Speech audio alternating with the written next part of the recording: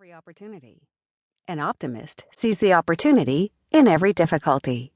Winston Churchill. Introduction. Alvy, psychiatrist. How often do you sleep together? Alvy. Hardly ever. Maybe 3 times a week.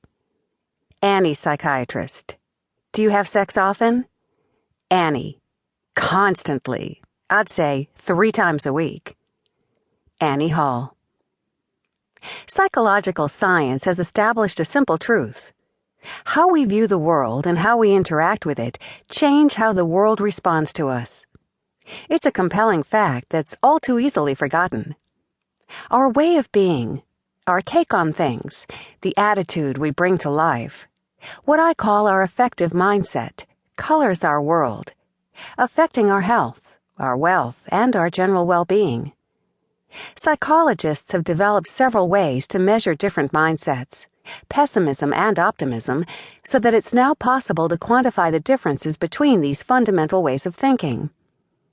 Most remarkably, these differences, whether we turn toward the bright side of life or the dark, can be traced to specific patterns of activity in the brain itself. Bundles of nerve fibers connecting contemporary areas of our thinking brain with ancient regions that control our most primeval emotions make up different aspects of our affective mind. The rainy brain part highlights the negative, while our sunny brain draws us toward the good things in life. Both are essential, and it's the checks and balances between these two systems that ultimately make you you and me. It's our affective mind that gives meaning to our lives by tuning us in to what really matters.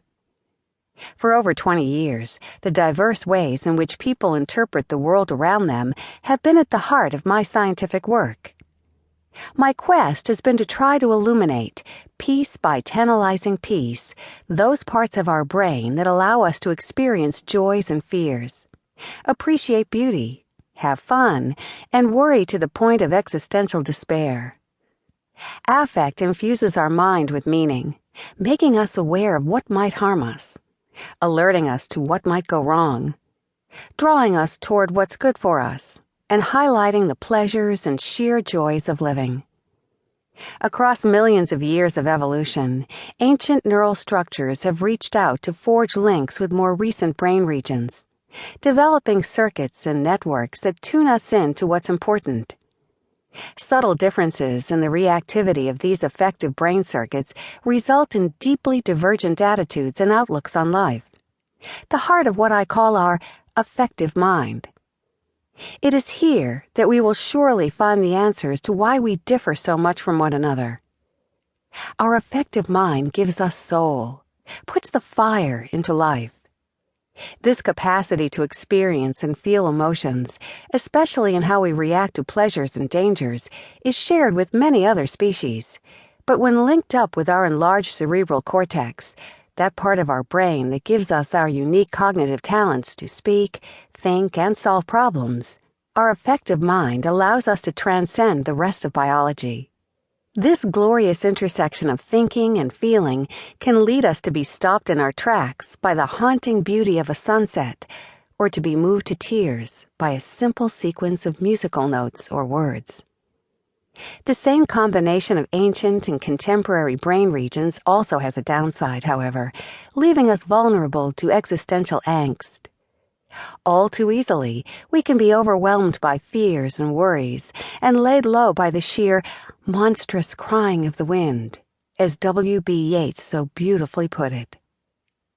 My own attempts to understand the affective mind and all its complexity has followed the path of psychological science itself, initially focusing on the negative before turning to the question of why some people flourish, seemingly resilient to all that life throws at them. For most of its history, psychology has been concerned with problems. Anxiety, depression, addictions, compulsions have all been central topics. Over the years, thousands of research grants have been won and scientific papers written on why some people are prone to a pervasive pessimism that can slide into depression and anxiety. And armies of researchers have tried to figure out effective ways to alleviate the distress caused by all this negativity. A focus on the negative is understandable and appropriate.